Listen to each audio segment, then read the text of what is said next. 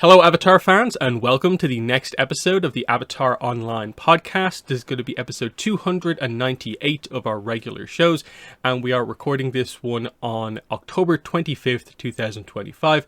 This is the official podcast for the fan site Avatar The Last Airbender Online.com, and I'm going to be your main host, Morgan Airspeed Prime. Joining me on the podcast is Greg2B from the site. Okay, so on today's show, we are just going to be doing a news-focused show. So you'll probably be wondering, like, hey, New York Comic Con happened. Why didn't you do a podcast last week or something like that? Part of it is just that, like, nothing really exciting happened. So I kind of really wasn't in a rush to cover it because it was kind of really disappointing, as we will get into. There's been a bit more news. There's stuff that's going to be happening soon, so we will cover it now. But I think most of the discussion, as we'll get into, will sort of be about, hey, what's going on? Why wasn't this a big New York Comic Con for Avatar? Yeah, we have that, and then we will also be discussing, we did get preview pages for the upcoming kids novel, Light It Up. That's Bending Academy #1. So that's the next kind of proper release coming out in November. We will get to that. But yeah, New York Comic Con happened like 2 weeks ago, and yeah, there was no hugely significant news. Like, there was one kind of reveal that we didn't expect that's like, oh, that's kind of cool. We'll have to see if that game turns out to be as good as we maybe expect it to be, but we'll get there. But Greg, you attended New York Comic Con, so I think we'll start there. We'll get into the panels kind of one by one as we go on, but just what was your experience at the convention from like an Avatar perspective? Yeah, I mean, I think overall from the Avatar perspective, I think, as far as like, I guess the main thing to consider would be sort of like the show experience and everything that wasn't, directly related to the panels. And there definitely was, a lot of that. The panels or the show floor, I guess you could say, experience was pretty cool. It was quite crowded every day that I was there, and I was there for all 4 days. So I don't think there was a time when I went to the show floor, at least, that it wasn't pretty crowded. Maybe like at the end of the day, it wasn't that crowded, but by then, I think anything that they had there was like pretty much over or whatever. But yeah, so that experience was cool. I didn't go through it because, like I said, the line was crazy, but it was cool to see, and you could see many people, around with all the sort of, items and elements and swag that you could get from the experience, like the cabbages and the recipe thingies, and even just seeing sort of the webtoons bag with the Avatar characters on it. You could see that sort of like all over the place, and there definitely was many people dressed up as the characters from the show. I think it was enough that you could notice it, even if you weren't going to the panels where, obviously people are focusing on wearing that because that's their thing that they're into, of course. So from that perspective, it definitely was pretty cool. It's definitely, compared to other years where, there hasn't been as strong of a possible Avatar sort of, resurgence or anything like that. This year definitely felt like it had a lot more. Like, even when sort of like, the Netflix Avatar stuff was, getting primarily a lot of the hype, there wasn't anything at the convention that was anything different for Avatar during those times. It was just, the same sort of like legacy panel and sort of the fan experience and some of those type of things. So this year it definitely felt like there was more of a draw to it, which I think is probably why, understandably, some people can feel a little bit sort of down on it because there wasn't, enough extra to sort of go with that. Even if we did get, 3 panels, which usually, we only get 2 and maybe like, say, like a meetup or something like that. So there was, more there for it this year, but maybe not enough sustenance for once. Yeah, that's what it felt like in terms of like the at-home experience. What I think people following it from at home kind of felt was just that, yeah, this is all great. Probably it was probably fun if you were there, but they oddly kind of didn't deliver at like pretty much all of the panels. We'll get into it, I suppose, now. So the first panel was the merchandise panel. Now, we actually did get coverage from this, which was quite good. You gave me some coverage over Twitter, and I could relay it to people, and I think the Avatarist was also there. So we actually got pretty solid coverage of the merch panel, where, of course, we didn't at SDCC. We had no clue what happened. I'm guessing this was roughly similar to what they had at SDCC, but it was actually cool. I would probably say this was probably the best of the panels, just because it felt a little bit kind of unique, kind of novel. Because hey, we do have a big Jazzwares toy line coming out, and that's actually notable on the merch side of things. But I think the frustration probably was that Jazzwares didn't reveal anything new themselves, even though the line is basically out. It's in this weird situation where like it's in the process of coming out, like bits and pieces of it don't quite seem to be as available as other bits, but like even I was able to just like order one of the figures from Amazon and I have it. So it's even out over here, which isn't usually always the case. So it's right there, but we don't know about Wave 2 for the most part. I think the Katara 6.5 inch collector figures, the only like Wave 2 unannounced kind of thing that we know about, but that was information from like Toy Fair from months ago, so that was a bit like weird. The proper reveal that they had here was because they Avatar have the kind of what Jazzwares have the master toy license for Avatar. They are doing Avatar Squishmallows, which is a pretty notable brand collab because Squishmallows are like hugely popular as a general collectible. So Avatar getting them is actually very, very cool. So they announced the Momo, but I think they said that there's more coming. So like we have to assume there's going to be like an Appa, an Aang, and who knows how many others as they go forward. And that is actually quite cool. I think when people start to see those on the shelves, like that will be a kind of notable thing within the kind of like merch kind of section of the fandom. What were your thoughts on this panel, given that, like, you know, on the podcast here, we kind of keep up with the merch? What were your thoughts in there in person? Yeah, I mean, I think, it definitely has, cool, I guess you could say, experience being there where they're announcing it, even if, a lot of the stuff we do know, but it was cool to get to see just sort of their general process and the layout, and to see sort of what they're planning for, which, we're assuming this is similar to what we've seen from the other one, but it was cool to actually get to see it in person, and just to see what people were sort of, really sort of interested in and sort of were sort of hyped for. So like specifically like the Squishmallows, that one definitely got a lot of noise from a lot of different people, especially the younger people that were right in front of me. So that's, that's always fun to see. And just going through the whole process, it was, cool to see that they do have, it feels like they do have a lot of things planned out, and they are, sort of working with various sort of collaborations as well, which is cool to see that they're at least, open to that. The different people that they had on the panel, especially like the Skydance Paramount person there who's talking about, sort of the process of getting things pushed through and sort of what he hopes to have, sort of developed over time and stuff like that. Not much in terms of, ending the future media projects or anything like that, because that's, I guess, still too far out there. But for the stuff that they have, they were, relatively willing to talk about it and stuff. Mm-hmm. Yeah, there was a kind of random reveal towards the end. It's like a triple crossover here. It's like a U2's Hatsune Miku Avatar that was probably one of the most talked about announcements, but people being like, huh? Like, well, what are they doing here? It's basically Hatsune Miku dressed up as, I think it's Aang, and then there's an Appa one as well. But it's done through U2's, so that kind of sort of affects the availability of this. It's interesting that they're doing this, because this is also technically a collab that is going to be happening in Sonic Racing Cross Worlds when the Avatar DLC comes to that game, because Hatsune Miku is already in that game, and then Avatar is the last DLC pack, so Aang and Hatsune Miku are going to be together again, I guess, which is interesting.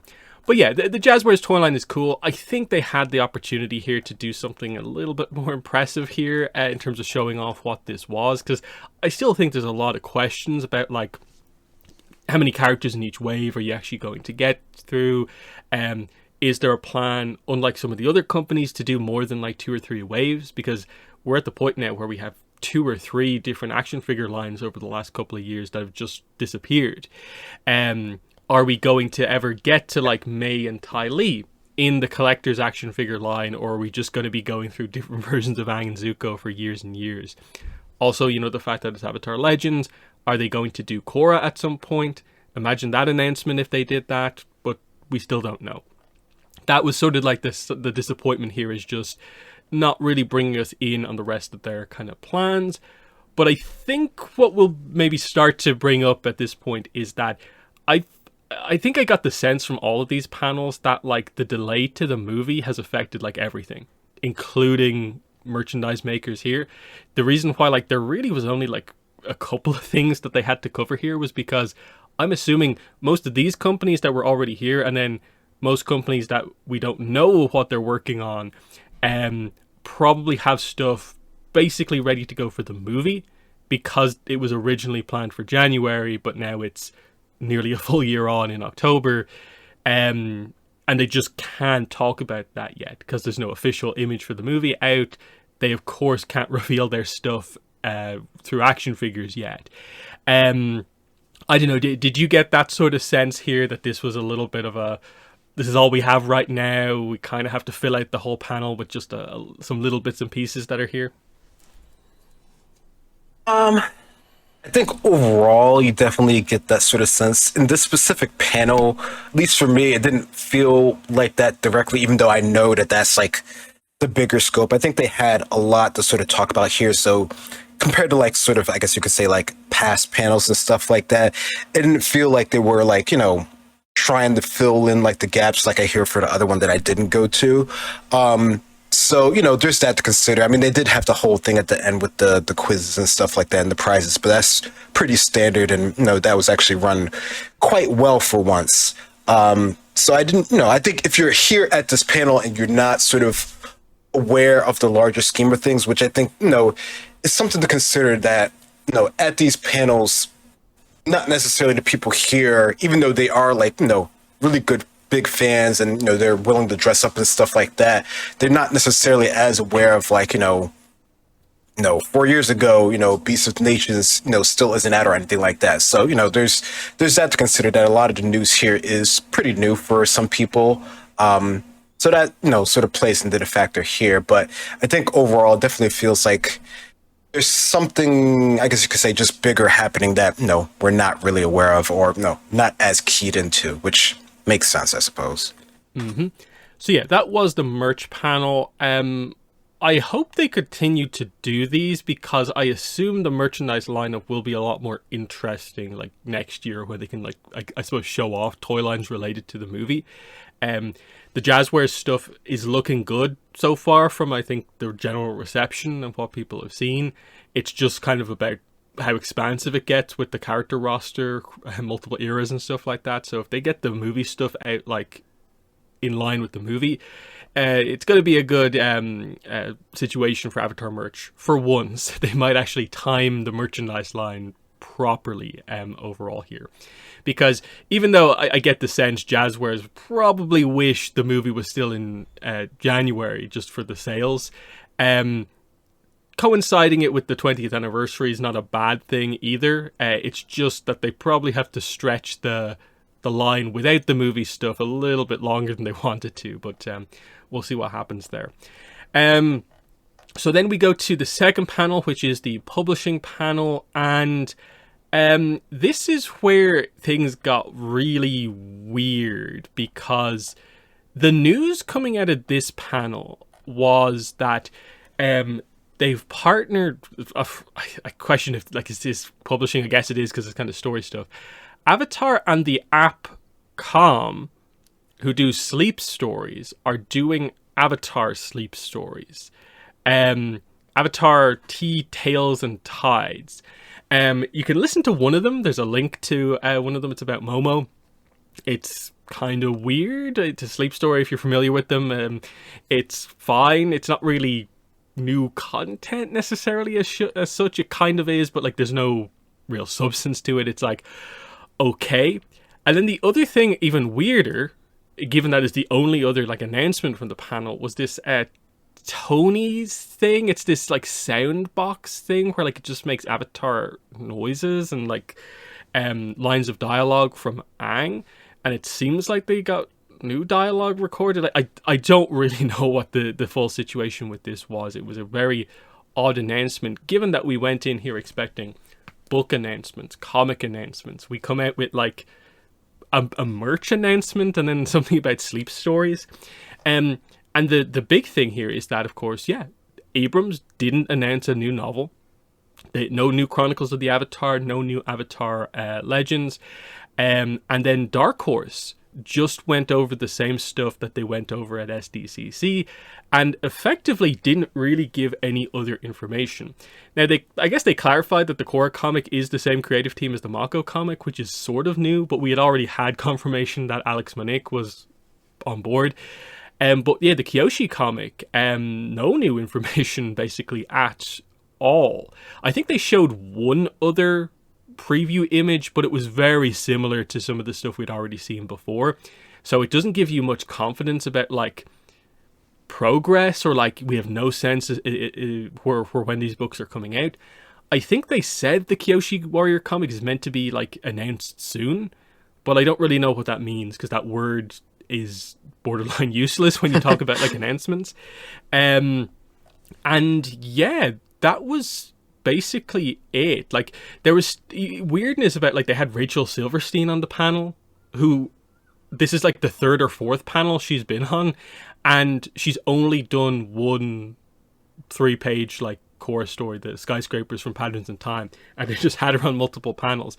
And it seemed like they maybe kind of teased the idea that she might do stuff in the future, but it didn't feel like that was meant to be like any sort of an announcement. It was just like, maybe.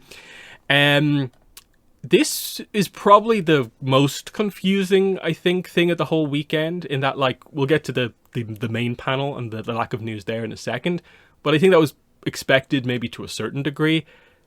For the publishing panel to probably be the worst publishing panel in years, I'm not going to say ever, because I think there have been probably worse than this, but this was bad considering that they kind of almost had the potential to be like the main news coming out of New York Comic Con. And I think most people are like, are you okay, Dark Horse? Are the books doing okay? What's going on here? Because this is not just that, like, oh, there's all these 5 or 6 books that we expect and they just didn't announce them. It's like the regular release books that are just the next ones we're expecting in the regular series are not really being announced properly or effectively. What's your take on this? What are your thoughts on what did or didn't come out of the publishing panel? Yeah, I don't know. I don't know if I'm like super surprised, but you would think that there would be at least a couple things, considering that it seems like we've been building up to, a few newer things, even if it is sort of, slow going and slow progress, and there's nothing that's going to come out yet that's going to tie into the bigger projects. So that's, I think we understand that, we get that. It's unfortunate, but that's just sort of where they're at with things. But I don't know, it seems like this really felt like, and this is from the outside because I didn't go to this one, they really didn't have enough for this panel. Like, this really feels like one where a lot of these announcements could have been, sort of just announced online. I mean, I get, some of the stuff would be new to some people who are just going to this panel, but it really feels like it's just, this one out of all of them feels like it's really like a rehash of what we had, last year when I did actually go to this panel. So I don't know. That's really unfortunate, considering, for a long while, this was where we were getting, most of our new content, but I don't know. This one definitely feels like it's being hamstringed by larger projects now more than anything else. Yeah, and the avatars too, I think, where most of the coverage of this comes from, basically said that he felt that like the panel was like 70% them saying like, oh, we're running out of time. And then when they got to the announcements, oh, we don't really have the time to cover this. And it's like, well, stop filling up the panels with like the chit chat that doesn't really mean anything, and that like, okay, Randy Rabai, Judy Lynn are there, but like City of Echoes is out. Like, it's already out for a while. What are you talking about? Because they never really want to get into the weeds on these books because of spoilers, because you can't trust everyone in the room has read the book. So it's like, I get it, you're trying to sell the book to a certain degree, but like, that's the sort of stuff where they need to kind of figure out, like, are you here for announcements, or are you just here for kind of creator chit chat? And they're trying to do both, but it makes the panel really not interesting, and especially when you have no news, it's pretty rough. But yeah, it's just that situation where like we're here, we're just about to enter November. There's not a single Dark Horse like new content book that's actually on the schedule.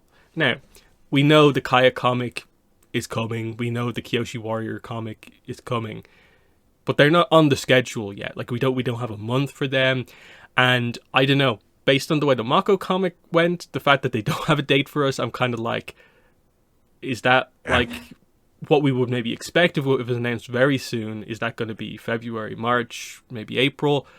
Or is it delayed even further, and is that going to be more like June, July? And then because the other book is a different format, which I still don't get why they didn't go into the format. I feel like that's one thing that like is very confusing, where like you don't even have to talk about the book, but just the decision to move into single issues apparently. But I'm not even sure they are single issues because there's so little information. And that's what they really should have used a bit of time to go into. When are they happening? I get it, if they are single issues, there's a shorter kind of lead time on them. Like they don't have to solicit them like 6 months out. It could be more like 3 months out.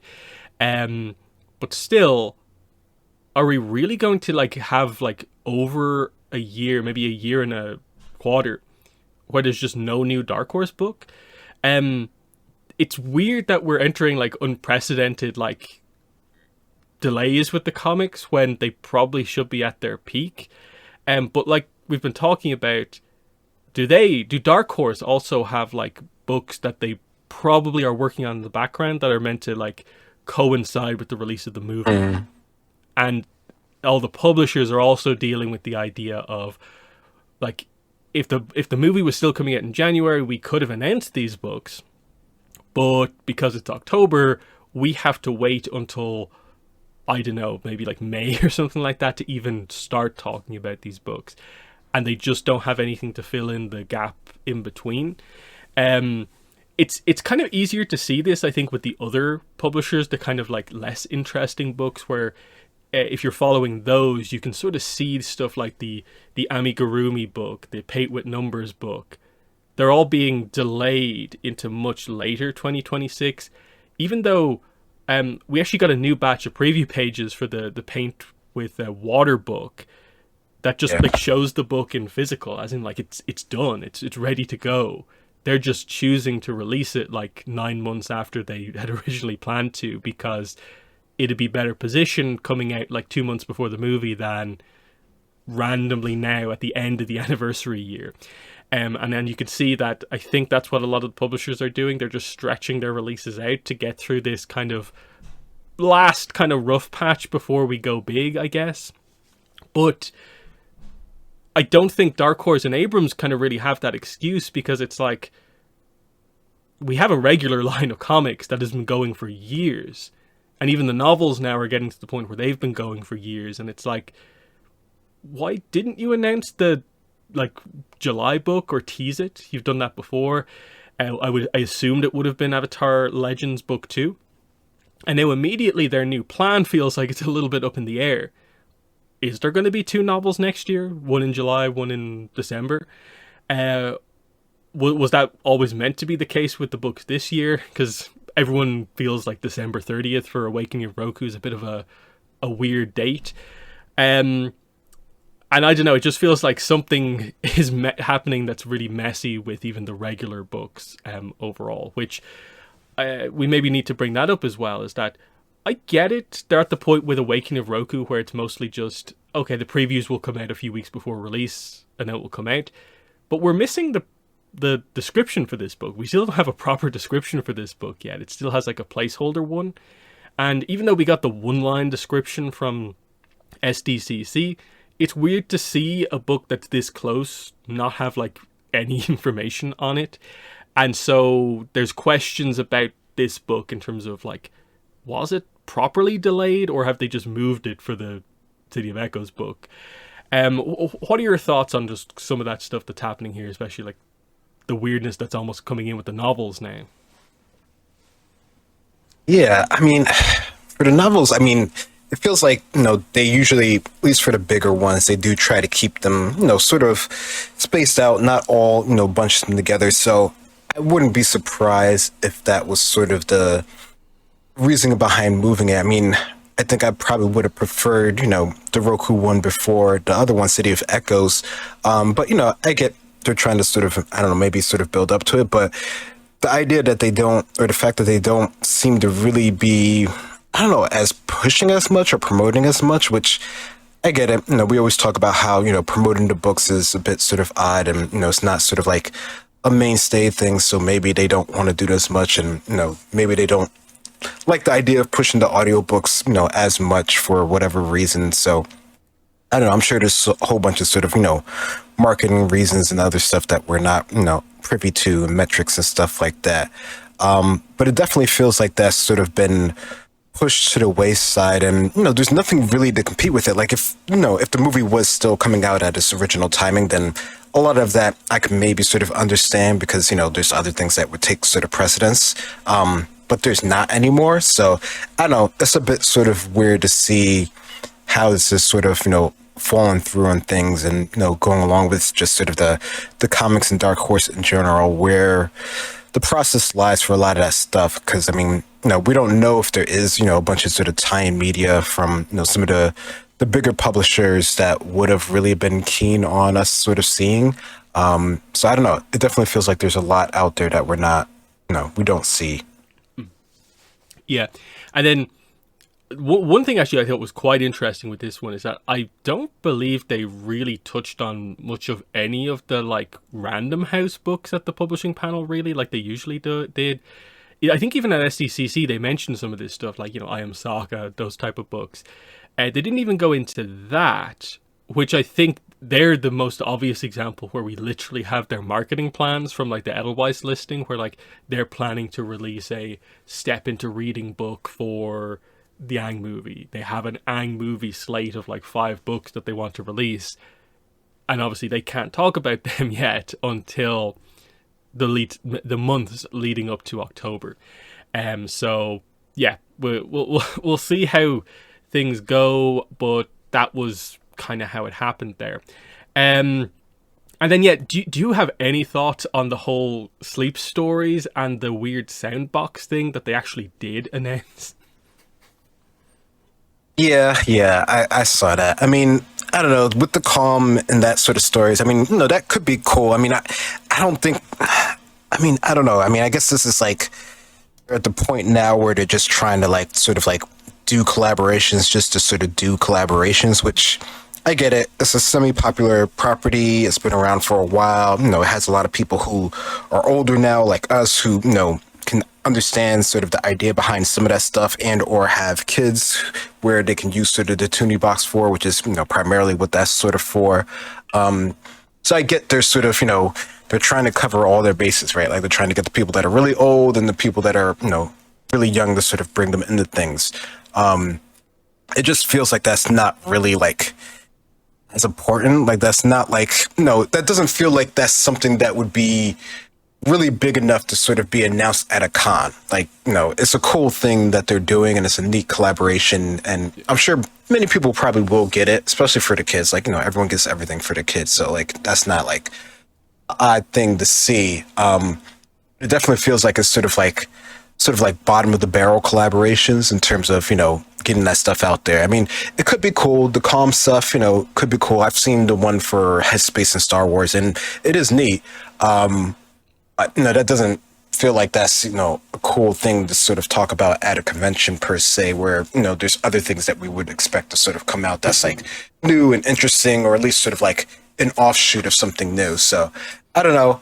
It definitely is sort of an odd thing to sort of lead sort of like a panel at a convention with. I'm just looking at the image of that kind of Toonie box thing again, and it's like it's coming out in fall 2026.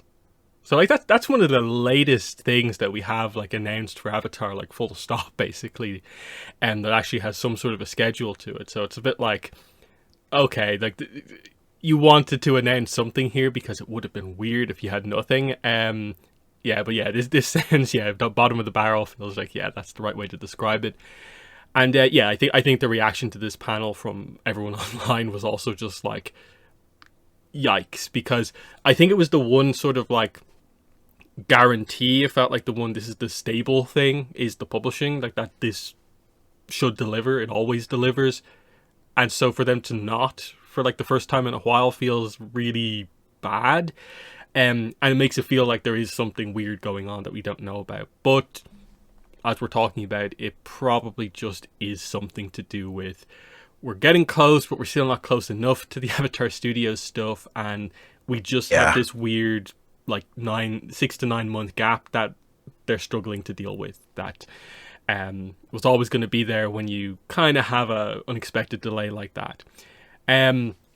Last panel was the big one. So this is the 20th anniversary panel. Now, thankfully, they streamed this one through Popverse, so we got to see basically everything on the stream. The only time they cut it off was to show the fighting game trailer, which I was a bit weird because it was just available full stop. But I guess there's some weird, like, I don't know, licensing copyright stuff about, like, it's one YouTube channel and straight up showing the trailer for another thing.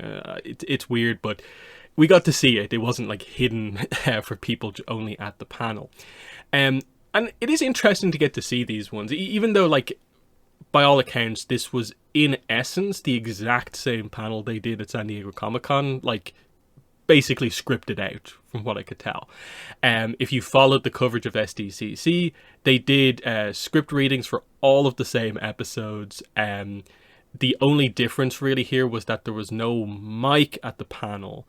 There was no Jenny Kwan, so they had to get one of the fans to be Suki. And then you did have Mae Whitman there, who wasn't at the San Diego Comic-Con panel. Otherwise, I think they basically asked all the same questions. They had the same news section at the end. And everyone was waiting, of course, for the end bit. I think we all knew 90% of the panel was just going to be voice actor kind of talk. And then we finally get to it, and it's, of course, Brian on the laptop running the slideshow. And in an interesting kind of turn of events, like, this panel almost went through more publishing information than the publishing panel, which was kind of funny to think. Yes. Like, they actually talked about Light It Up here. I think they mentioned I Am Sokka, stuff that they didn't actually cover in the previous panel.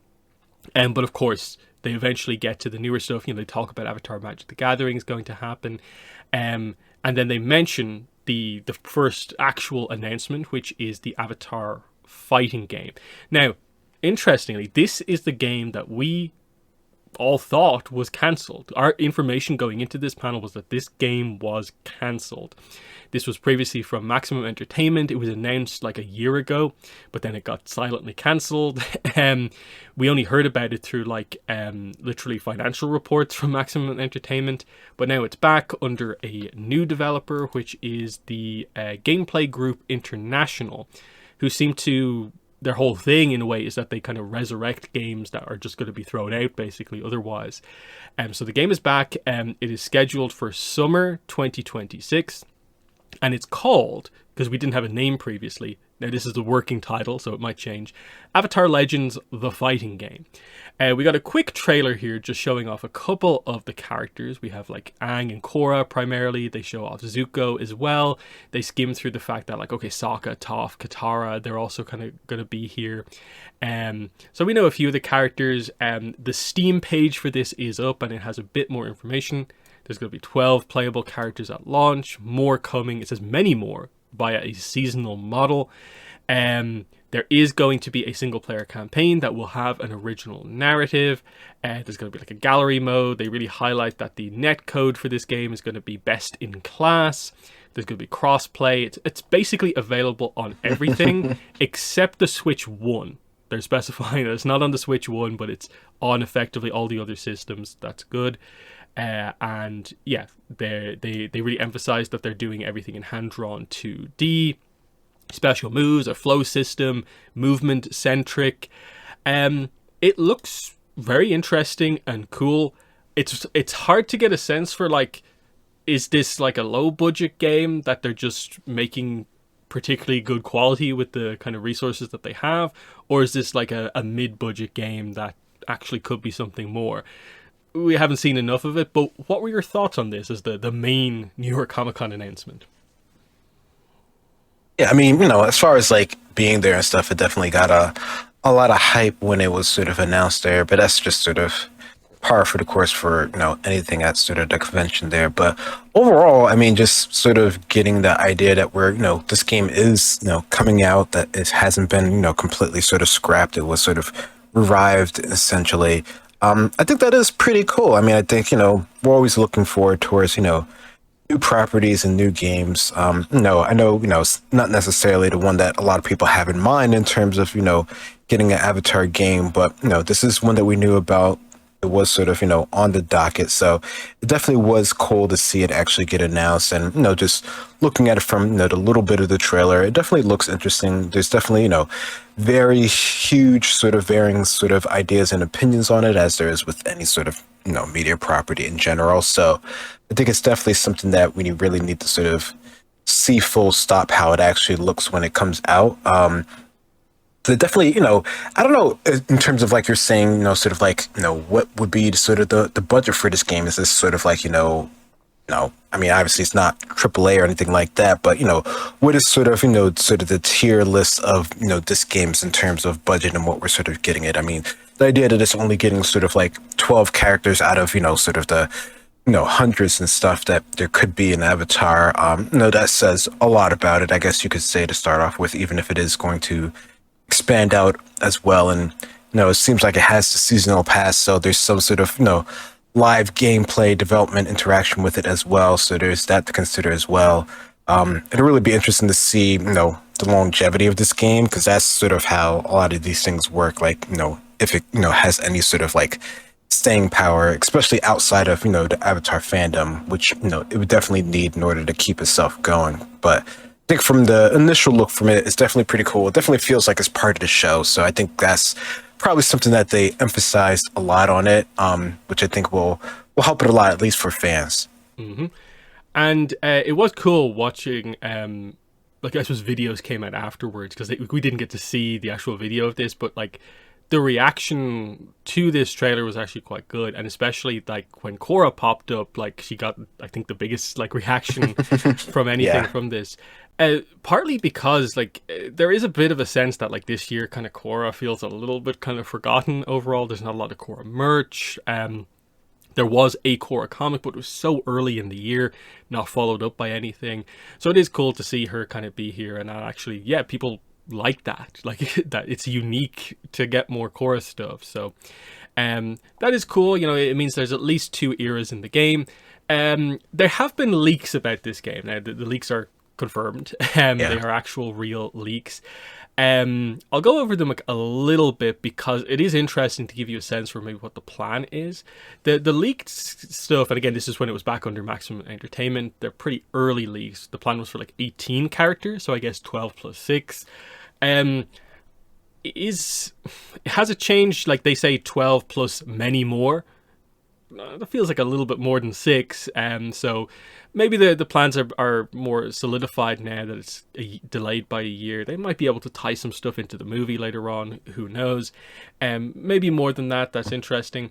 The big thing, though, is that the main leak is actually like the story leak. Now, again, it's one of the first drafts of the story, so like I wouldn't read into too much of this being actually in the final version.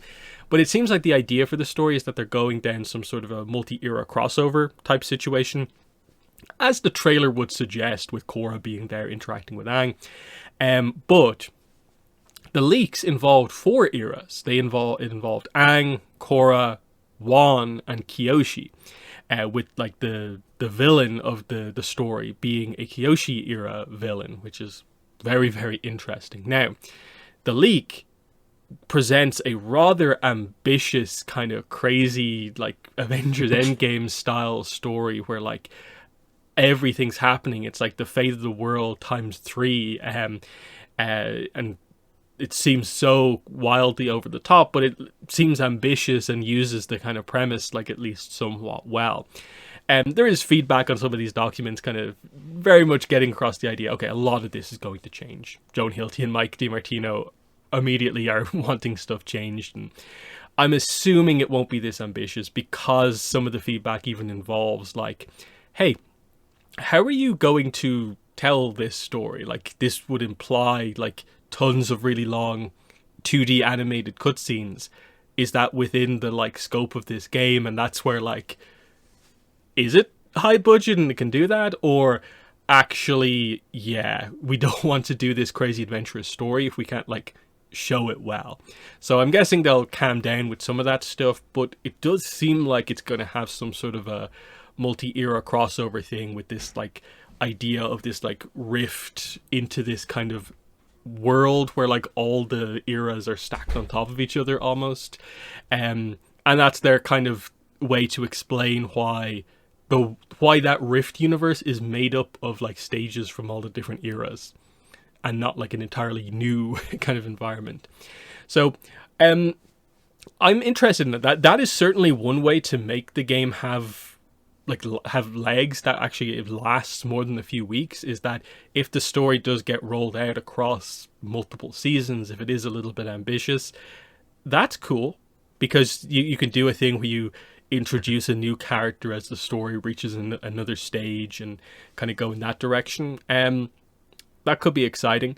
But yeah, they need to keep this going. I think I would actually really like to see them lean into a non-Aang, non-Korra era as well. Like, get people up to speed on some of the Kyoshi stuff would be cool.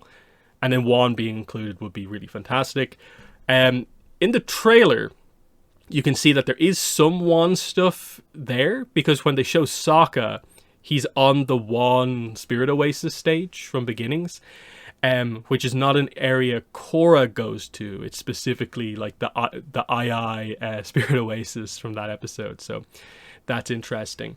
But what are your thoughts on that, kind of the leaks and what they maybe say about the fighting game?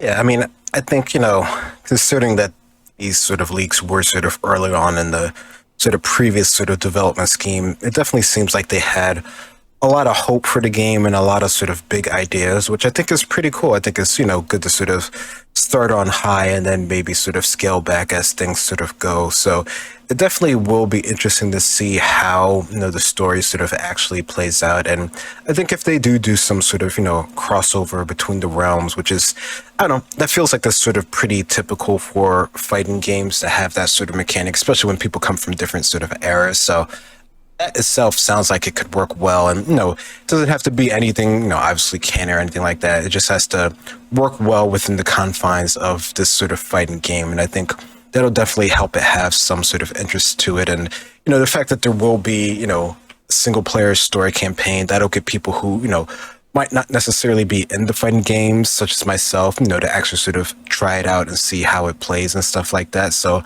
I think that definitely helps sort of cover the bases. Some fighting games do have a pretty good, story with them. Like, I know the Mortal Kombat ones have a pretty good story with them, and that sort of bases it off of each individual character. So if they're able to do something like that within, whatever the budget that they have for this game is, I could see that, being, pretty successful.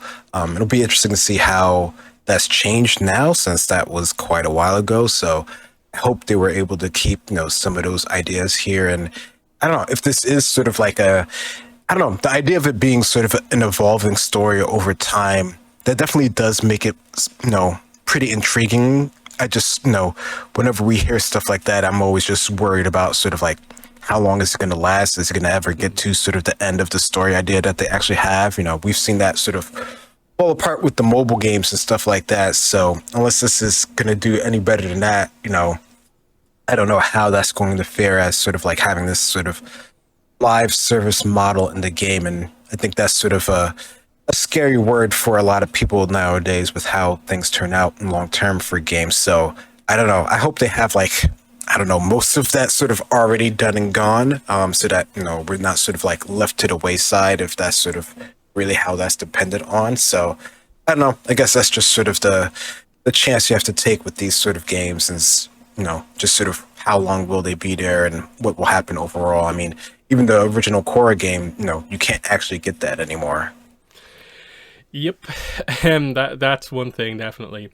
The other thing is, like, we have no idea for like pricing on this game. Like, is this going to be a full like price title or budget priced or somewhere in the middle? And then yeah, are they going to reveal like the whole plan for multiple seasons all at once? Kind of like Sonic Racing Cross Worlds has, or will it be like slow, steady, and we might not get the whole thing? Like it feels like they probably need to come out and be like, all this stuff is happening, it'll be over this amount of time, and maybe we'll do more afterwards. But yeah, they need to get the, like, I suppose, 12 plus maybe 6 or 8 characters, and that stuff is all guaranteed to come out. It should be fine if they're releasing in summer, in that, like, we'll have the trailer for the movie, we'll be building up to that. It's a game. It seems like people more in the fighting game kind of community space seem to be intrigued by this. I didn't read too much into, like, watch too many videos or anything like that, but it seems like there's interest in this as, like, 2D fighter. Avatar is known for the kind of martial arts, so we'll see how this goes, and yeah, if the story's good, yeah, even though, yeah, I'm not particularly into fighting games, if there's a story to it, I'm definitely up for trying that out. There was another announcement, I think immediately after this. They also revealed the Chibi Minis, which we've been waiting for actually quite a while. This was announced in the February press release that initially announced Seven Havens, the anniversary press release. They said there'd be Chibi Minis on the YouTube channel, and they're now out. So the anniversary press release is now kind of complete, I think. All the series that they've announced is up there. The Roblox series has also started, not that anyone cares really, but the Chibi Minis is out as well. 2 of them have released. They released one on the Sunday of the panel, and then they released one last Sunday. I'm assuming the third one is coming tomorrow. They haven't properly, like, detailed this, but that looks to be the schedule. The press release said that there was 10 of these, and that they're based on episodes from the show and comics. I think the second Chibi short gives us a sense that, like, oh, it is actually based on some of the comics, because the second one feels like it's very clearly based on the Lost Adventures comic Be Calm, but they've kind of, like, slightly expanded it out from just kind of normal-ish bees to, like, scorpion bees. So that could be cool to see how it goes. Right now it feels like the character roster is a little bit limited. It's like really early series, Aang, Sokka, Katara, Zuko, a bit of Iroh. I wonder how much the scope is going to be by the time we get to episode 10. Like, is there room planned for multiple seasons of this, or what? It's cool to see the Chibi shorts done in a very modern style of animation.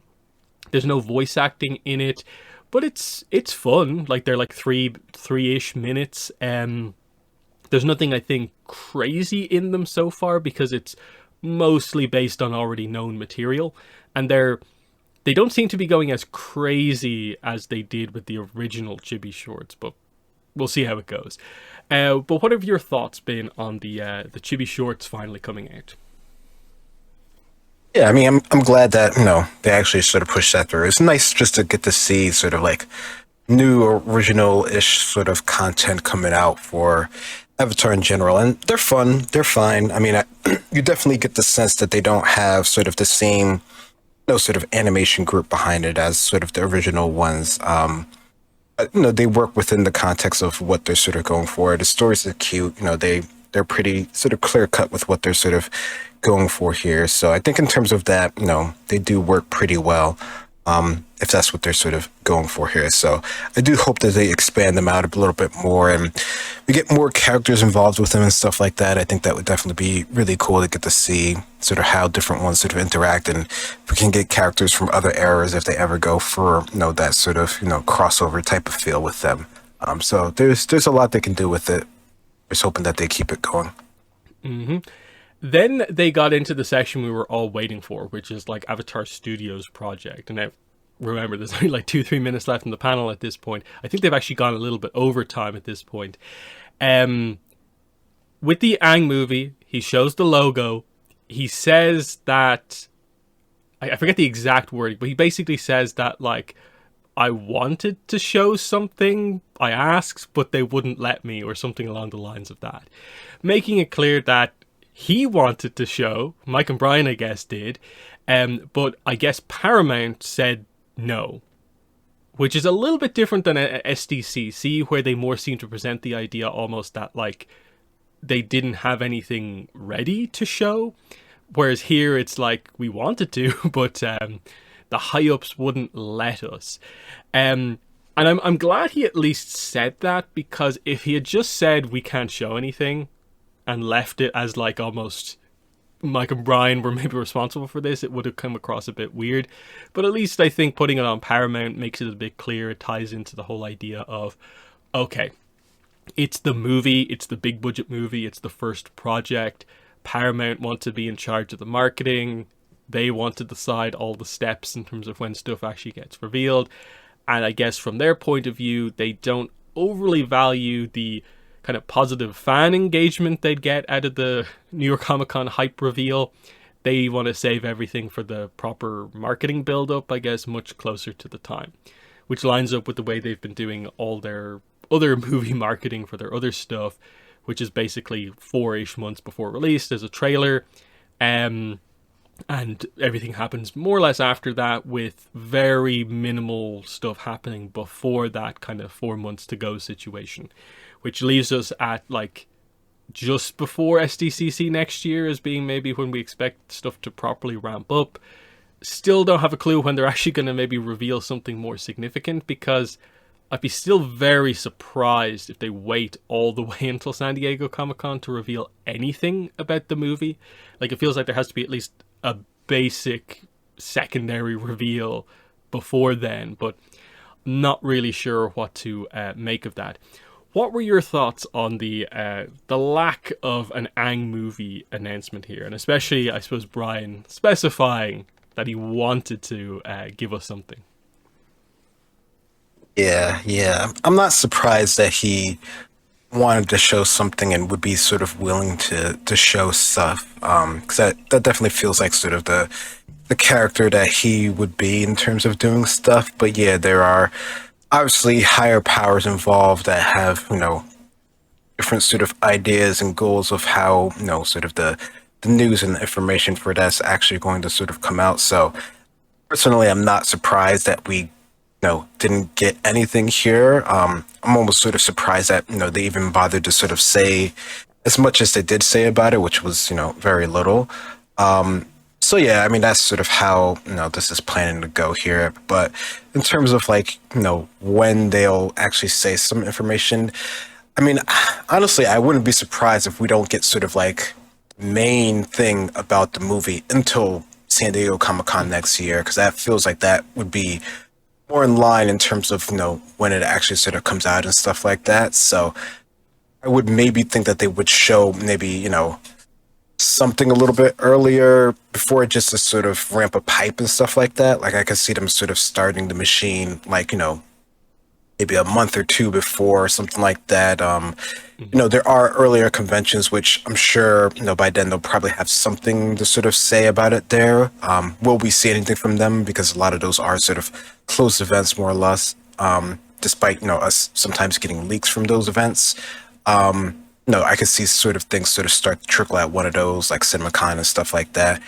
But yeah, I don't know. I don't feel like we're going to get much of anything until they're really ready to ramp things up, which would really only be, a couple months before it actually comes out. Yeah, I think for me, it's just like right now we have a logo and a release date. And okay, they're probably going to do a trailer in or around SDCC. But are we really going to go from like logo and release date straight to trailer? It feels like there is a middle point there that is like movie poster, like initial teaser image, and like when's that going to happen? And it's like, yeah, are they going to do a little bit of a public announcement alongside like CinemaCon in April? Maybe, because they do that occasionally. There's like Annecy Film Festival, which that's more of a kind of behind closed doors thing. It's not much of a news event, whereas I think CinemaCon has kind of developed into like people expect news in or around CinemaCon. So that might be it, but it still leaves a bit of a gap now between now and CinemaCon's, I think, mid to late April. This is the last, I think, just barren period we're going to have, I think. But it does look like it is going to be a rough next couple of months, because okay, I think the rest of the year is going to be okay, because we have Light It Up, Avatar Magic the Gathering, and then Reckoning of Roku.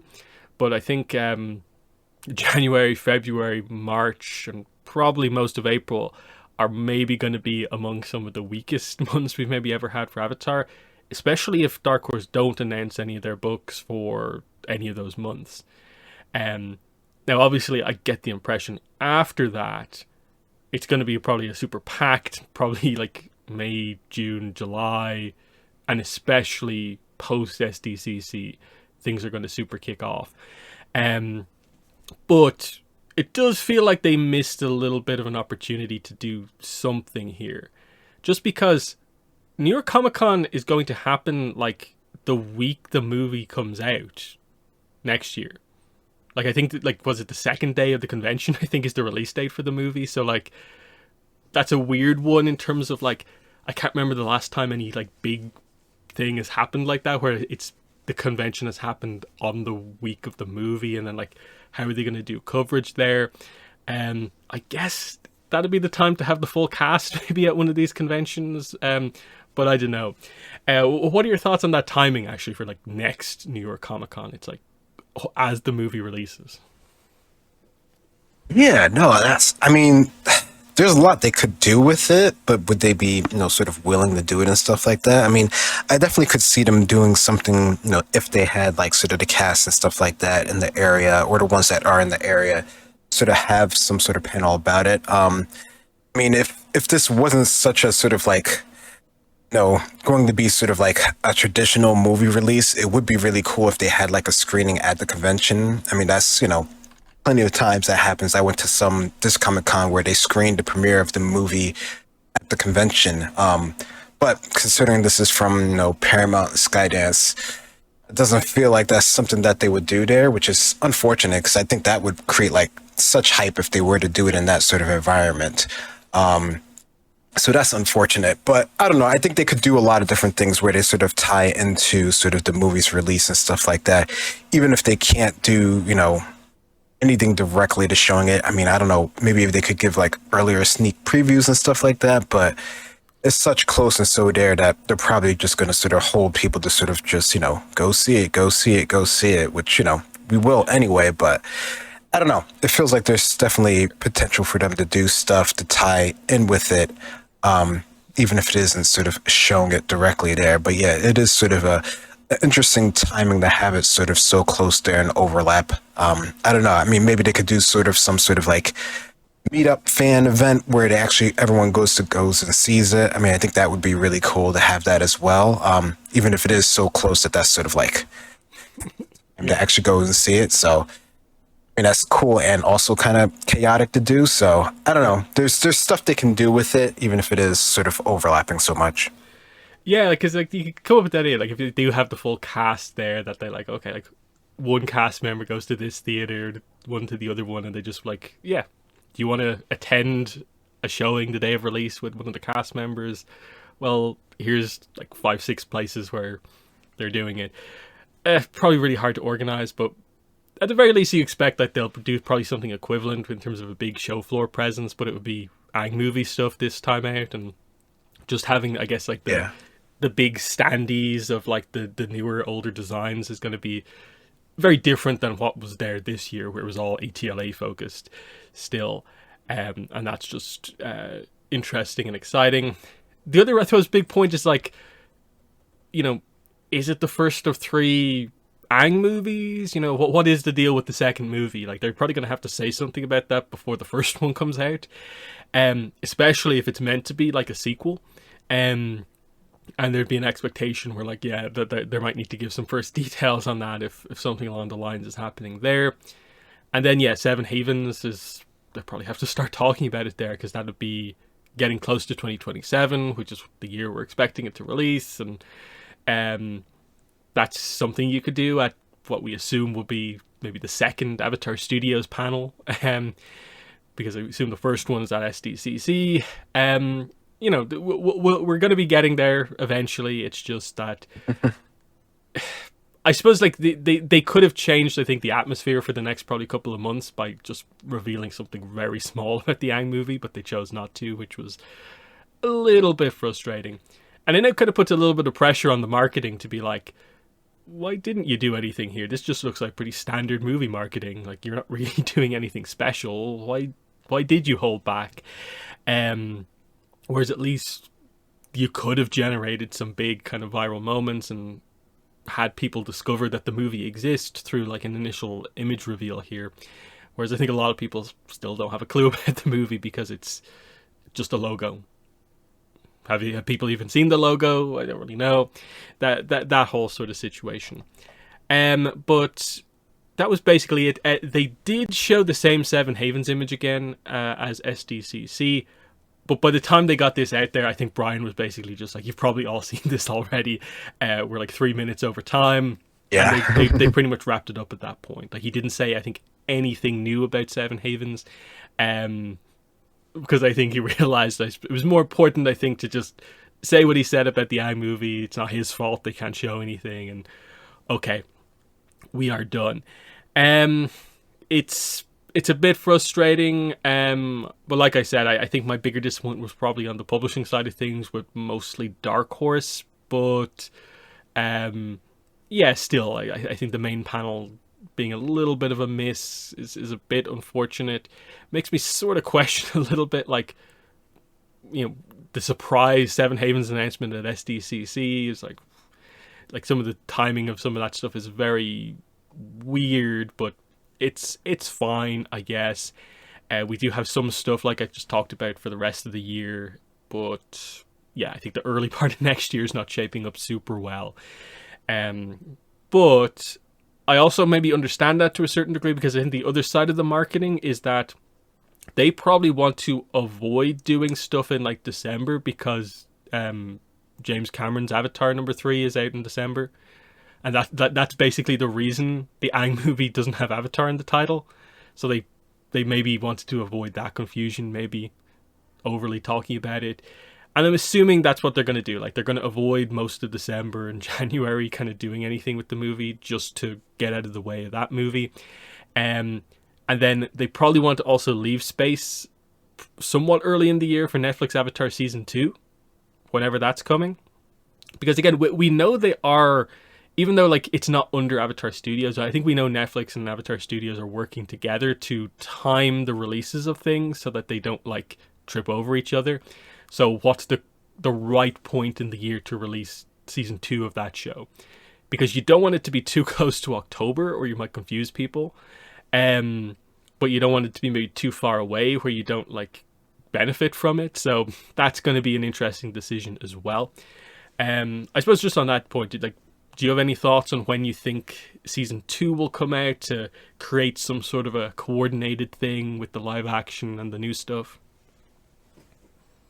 Yeah, no, I really do wonder that. I mean, would it be just like, say like 2 months ahead of time just to sort of get all the episodes out there and to get people sort of interested in it, and then, sort of see sort of the fallout of things, and then sort of, use it to sort of bring people back into the movie and stuff like that. Because, even though, a lot of people don't like the live action and stuff like that and whatever, it does generate a lot of hype. Any sort of, popular sort of show on Netflix generates a good bit of hype. And this one has sort of pre-existing sort of fan base, even if, say like half to 1/3, aren't sort of as into it. That's a lot of eyes on the property and stuff like that. So even if it isn't produced directly by Avatar Studios, it's still, Avatar The Last Airbender project adjacent. So no, I think it definitely, they're working on sort of coordinating that sort of the best they can within sort of the time scales that they have. Yeah, because it's weird because I don't even think they've announced a full date for like Season 2 of Netflix One Piece yet. I think they confirmed the year and that it's coming like soon, but I'm not sure they actually have a date yet. And I think the assumption is that that's dropping before Netflix Avatar just because of the production is ahead. But I am a bit confused about kind of what exact way they're doing it. They've sort of maybe started early marketing for Season 2. Like I noticed like the official Instagram for Avatar Netflix started posting some kind of behind the scenes stuff again. So they're trying to slowly get that kind of up and running again, which it's going to be interesting. Which, it means like that at some point over the next couple of months we'll at least get marketing stuff for that. And obviously that depends on your opinion on season 1. But it's also our first time getting to see book 2 in live action, so it'll be interesting to see if they take any of the feedback on board for the next 2 seasons, because they have filmed them back to back. And yeah, this is also, the first book where it's the show is properly story driven, character driven. It's not as many kind of one-off episodes. That might suit them a little bit better, but we're still just waiting for news on pretty much everything Avatar for the most part. But we'll wrap it up just with the fact that there is actually some pretty exciting stuff happening starting next week, and that is that spoiler seasons for the Avatar Magic the Gathering set are going to be starting on the 28th of October. So they're going to have their big stream, the debut stream for the Avatar set, where we're going to get spoilers. They're going to reveal basically everything, most of the details about the set that we don't already know. We'll get a bunch of cards. It's going to kick off spoiler seasons where a lot of Magic creators are going to spoil cards in the week following. And then by November 7th, we'll know every single card in the set. The week after that is pre-release for the set. And then the week after that, the set is out.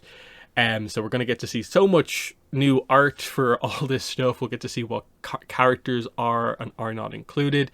And we've already started to see a bunch of the early preview kind of teaser stuff, like the head designer for Magic, Mark Rosewater, put out some bullet point teasers, teasing some cards that you can figure out if you either know your Avatar or you know your Magic. You can kind of figure out kind of what characters are getting cards. Sounds like there's some interesting stuff still to be revealed. And then because of I think there's a it's a board game, I suppose, gaming convention in Germany going on at the moment. We have seen some of the Ultimate Guard accessories for Avatar get revealed already, and there's been a few early spoilers. So that is going to be very exciting. I think it is building quite a lot. I actually get a sense that a lot of Avatar fans are quite excited for this. But where are you at with Avatar Magic the Gathering going into the spoiler season? Yeah, I'm curious to see how it really plays out. It feels like it has, I don't know, it feels like it has a lot behind it. Even not really sort of being into Magic in general. Just sort of the way that they're sort of talking about it. Even when I was at the convention, like that was a pretty sort of, even though that wasn't sort of the focus of any of the panels that I went to, like it was at sort of San Diego.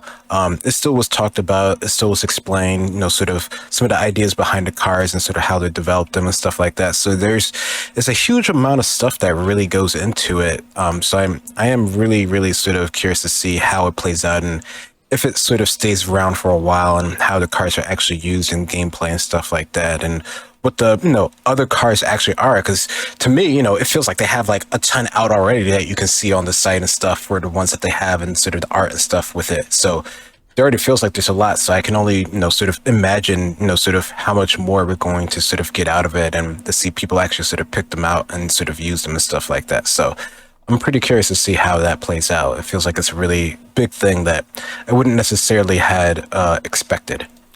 Yeah, and that is the thing. Like, there's probably still like, I don't know. I off the top of my head, I'm guessing here, trying to figure out the numbers, but like, I'm pretty sure there's probably like 400 like unique cards that still have to be revealed, and that's not including like alternate art. So like, there's probably like 600 cards that still have to come out when you include all the different like arts and stuff like that. And then they might even announce the Magic Secret Layers stuff. There might be a few more stuff for Avatar there. I don't know if that's confirmed or not, but they kind of seem to have been doing it for all their sets, so I'd be surprised if Avatar misses out. I think a lot of people want them to do a Korra one. We'll see if they do that, or if they maybe want to save Korra to do at some point down the line, seeing as how kind of crazy Magic seems to be going with the IP stuff.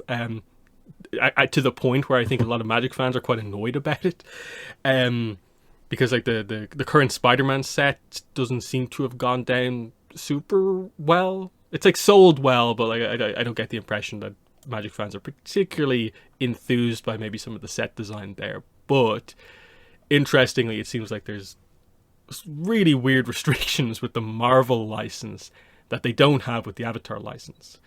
As in, like, the Magic set is going to be playable on Magic Arena, like, digitally, whereas the Spider-Man set, you can play it on Magic Arena, but, like, all the cards have different art and different names. even though they do the same things, but they can't use any Marvel iconography, I guess, online, which is weird and interesting. Whereas Avatar, they can just go all out because the collab seems to have worked really well. And I suppose you get the impression a lot of designers really like Avatar as well. Plus, I think Avatar fits magic, the fantasy element, like a lot better than Spider-Man. And even like TMNT, which is another set that they announced recently, like people are getting kind of annoyed about, like, there's 3 magic sets set in New York now. Why do we have this? Whereas Avatar works very, very nice. So yeah, that'll be exciting, especially if you are into the stuff. I'll have a lot of videos on my channel as we go forward, but it's something to look forward to, even if you're just interested in the art. But I think that's pretty much everything we have here. On the next podcast, we'll get back to the Avatar and Korra rewatches that we have been doing, and again, we'll see if we can get through those before the Avatar Studios stuff comes out. Even though we've been doing it quite slowly, but otherwise, that has been it for Avatar Online Podcast, episode 298. It's been myself and Greg. Thanks for listening, and bye. Bye.